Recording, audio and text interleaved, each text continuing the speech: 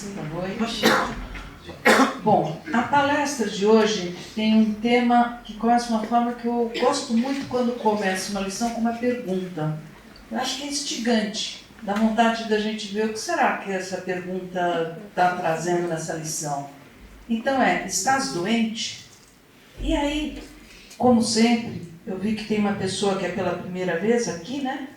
Nós adotamos um livro, esse ano chama esse aqui Fonte Viva, Psicografia do Francisco Xavier, pelo Espírito Emmanuel. E a lição é de número 86, e todas essas lições começam com uma citação tirada de um dos evangelhos. O evangelho de hoje é de Tiago, e diz assim: e a oração da fé salvará o doente, e o Senhor o levantará. Palavras de Jesus.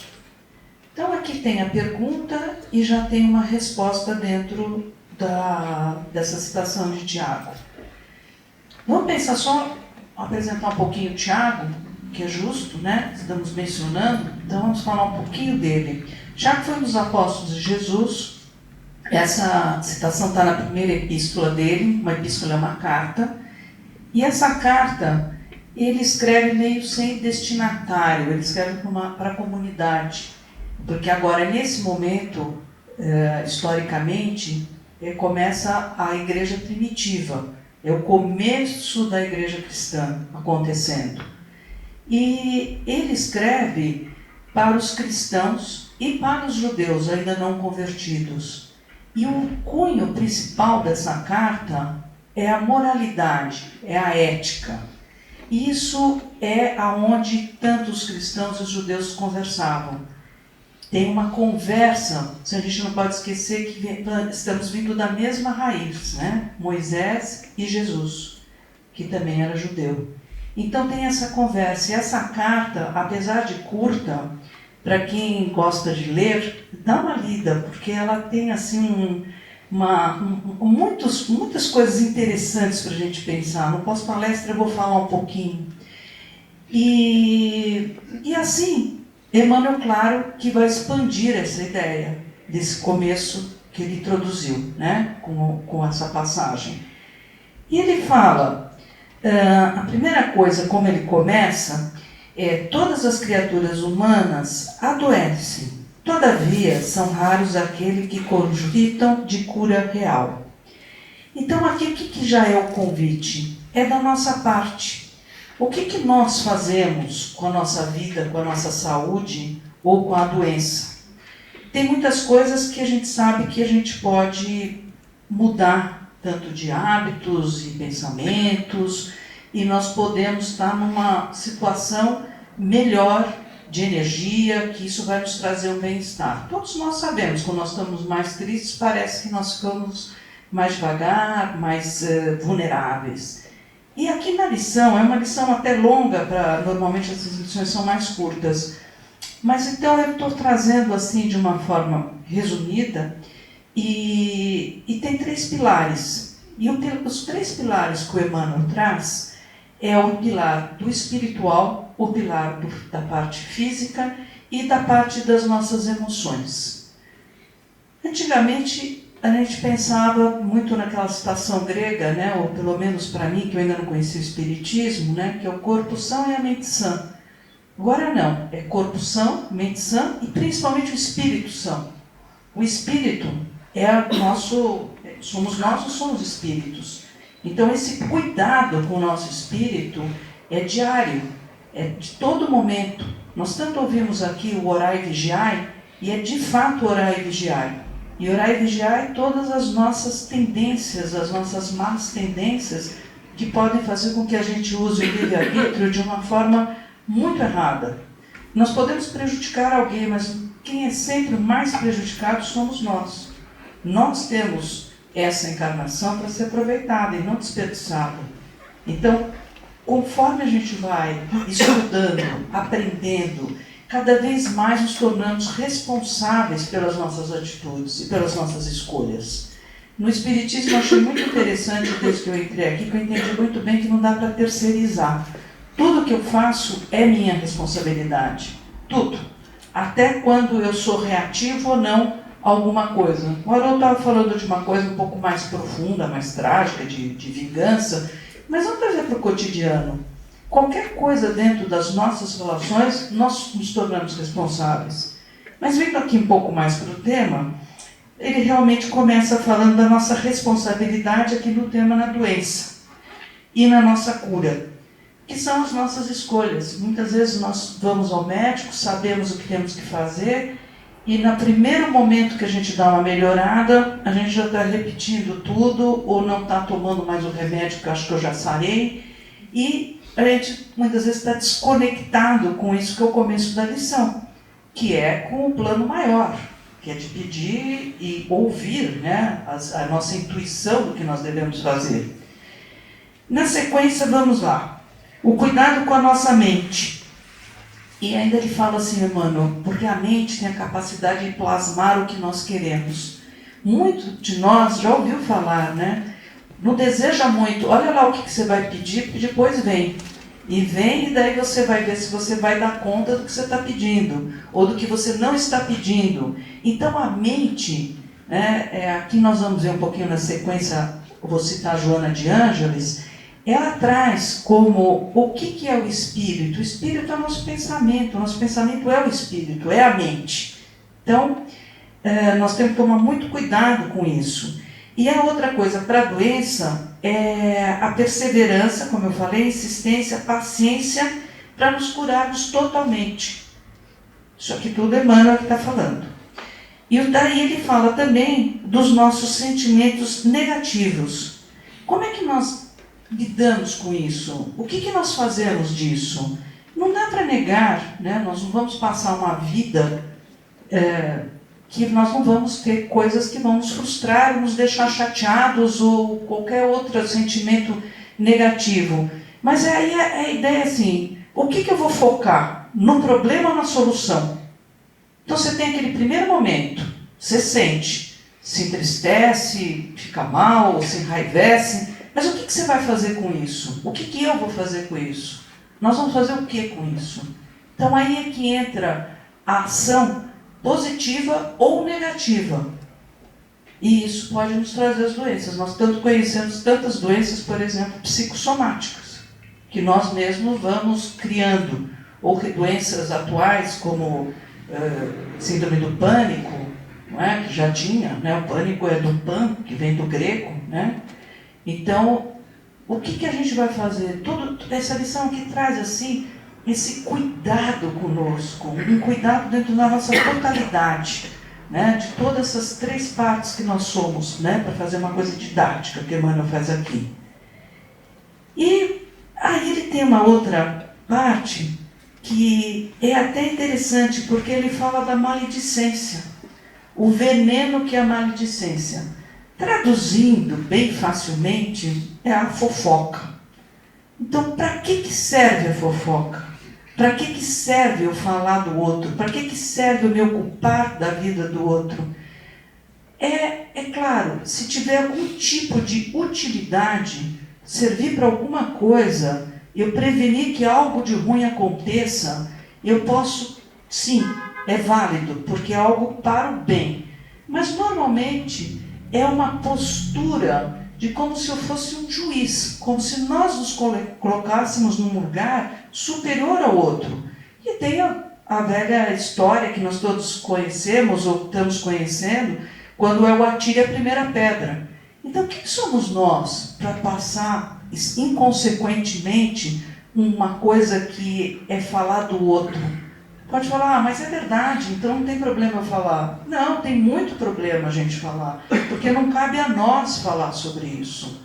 Cabe a nós sermos conciliadores, sermos mediadores, sermos aqueles que nós vamos transmitir o bem, transmitir o amor, e não transmitir hostilidade. E a maledicência a gente sabe que começa e tem casos que são terríveis como consequência. E aqui, então, Emmanuel fala, isso também adoece a alma.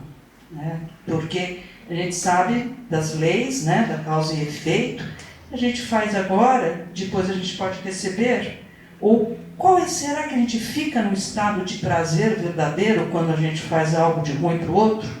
Vamos pensar. Então, essas coisas que eu citei, o Emmanuel diz que isso tudo nos afasta, na verdade, de Deus, nos afasta do Evangelho, nos afasta dos ensinamentos básicos, né, que a gente vê na doutrina, que é basilar, base de basilar, não de simples. Eu acho que são os mais difíceis que existem. Amar o próximo, né, como nós nos amamos, ou mais difícil ainda, amar o próximo como Deus nos amou, né, como Jesus nos amou. É muito difícil pensar nisso. Precisa de humildade, sentido de fraternidade, e aí nós vamos para mais uma coisa, que isso também é muito interessante que Emmanuel coloca na lição. Ele fala do suicídio sem intenção. Nós ficamos andando na linha do precipício.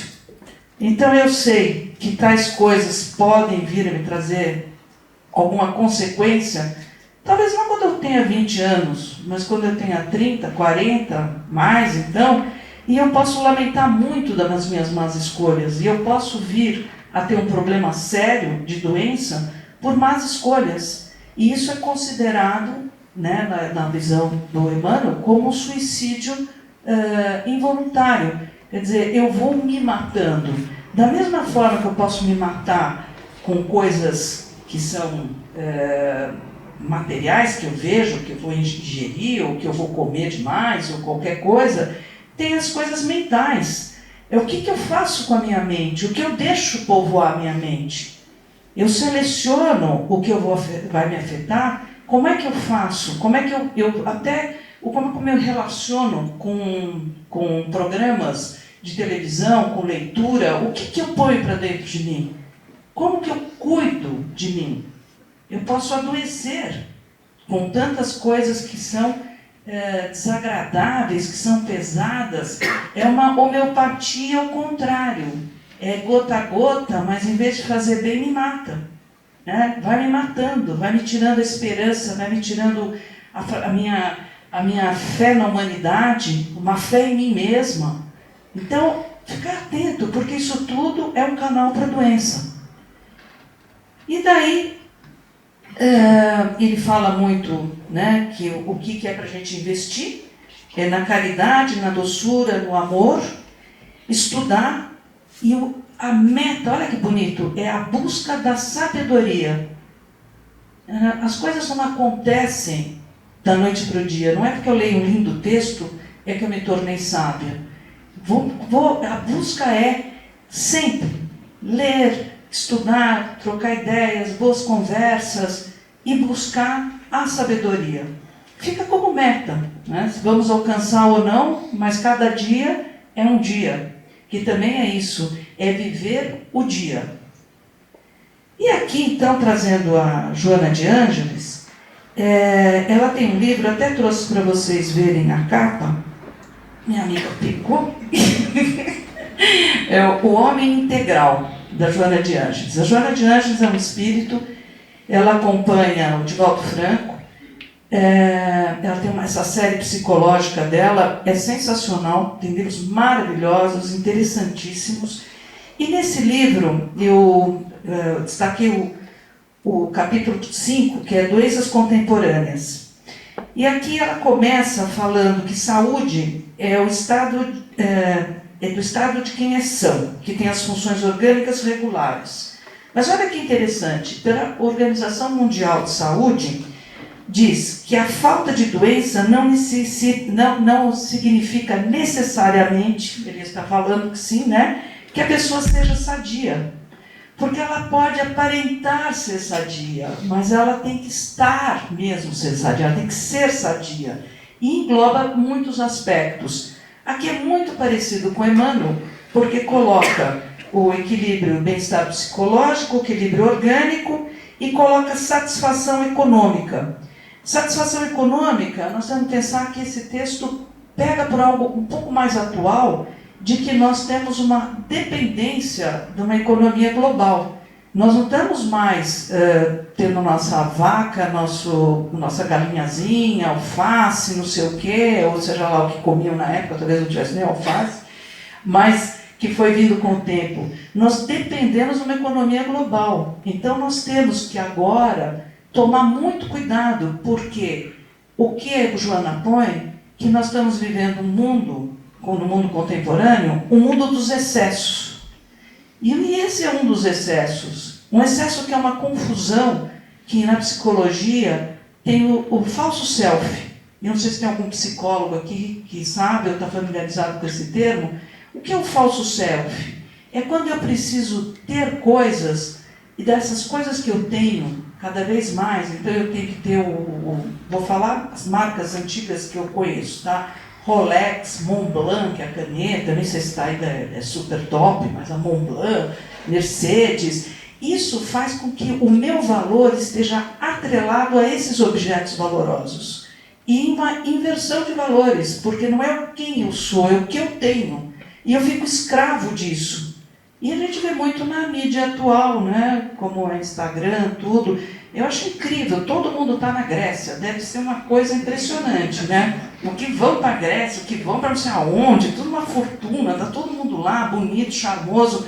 Isso é um falso self, a pessoa se valoriza. Não estou criticando, hein, por favor, porque acho que faz parte da nossa vida, é muito legal. O problema é a gente passar a acreditar que aquilo me dá um valor extra em relação a quem está, sei lá, no sítio da avó, em algum lugar aqui perto, né?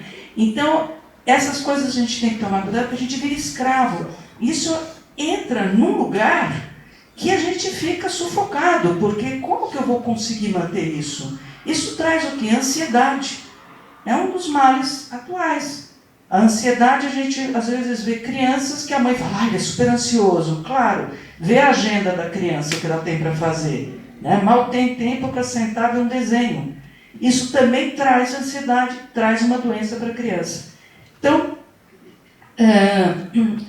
aqui tudo, a gente vai continuando aqui mais um pouquinho, que eu falei da inversão dos valores, né? E a Joana também aponta mais um tipo de doença. Eu vou até que horas, por favor, que eu não reparei a hora que eu comecei? Até agora? Então tem que ser mega, urgentemente rápida. Vou pular esse negócio da Joana agora, tá? Depois eu falo. Então a Joana vai trazendo isso, porque a Joana, como ela tem esse fundo psicológico das colocações dela, ela traz essa transformação interior que nós temos, que a gente aprende aqui no Espiritismo, né? Muito, o quanto é importante, que ela diz assim, se o homem não se conhece, ele não pode se modificar. Se eu não posso reconhecer em mim as minhas dificuldades, as minhas dúvidas, os meus defeitos, eu não posso melhorar isso. Eu não reconhecendo em mim, eu projeto nos outros. Então, para eu poder realmente ser uma pessoa saudável, eu tenho que me conhecer. Então, é a transformação interior, é a mudança interior. É essa escala que a gente veio para cá espiritual, para a gente se melhorar, né? Para nós nos melhorarmos. E assim, ela e Emmanuel mostram que a saúde física, mental, espiritual e emocional é um cuidado constante. Estou pulando, né? E aqui, no que eu gostei muito, que ela termina, aqui está na introdução do livro do Homem Integral, a irmã se nos coloca que o homem integral, então, é um homem que consegue resolver todas essas questões. As questões das suas qualidades, dos seus defeitos, da forma de viver mais saudável, de não entrar em situações complicadas. É um homem que busca essa perfeição. E ela fala assim, como guia a fé, a oração, aqui são palavras até minha, como guia nós temos a fé, a oração que coloca o meu coração e a minha alma junto de Deus. E o meu silêncio interior pacificado pode receber todas as bênçãos. Eu chamo de silêncio pacificado essa integração nossa. É o autoconhecimento, é a autorresponsabilidade e o autoamor. E a gente sabe que o coração e a boca vão falar, a boca vai falar aquilo que o coração está cheio. Então, é isso que eu acho que a gente fica pronto para receber as bênçãos. E a Joana tem, então, o mesmo entendimento de Emmanuel, da transformação interior, e ela traz a transformação interior fundamentada à luz do Evangelho e do Espiritismo, de forma a auxiliar no equilíbrio, no amadurecimento emocional, tendo sempre como ser ideal Jesus, o homem integral de todos os tempos. Então fica uma meta fácil que eu vou deixar para nós, né? Tranquilo, mas fica como ideal. A gente tem que ter nortes na vida, né? Então o nosso norte é Jesus. Obrigada.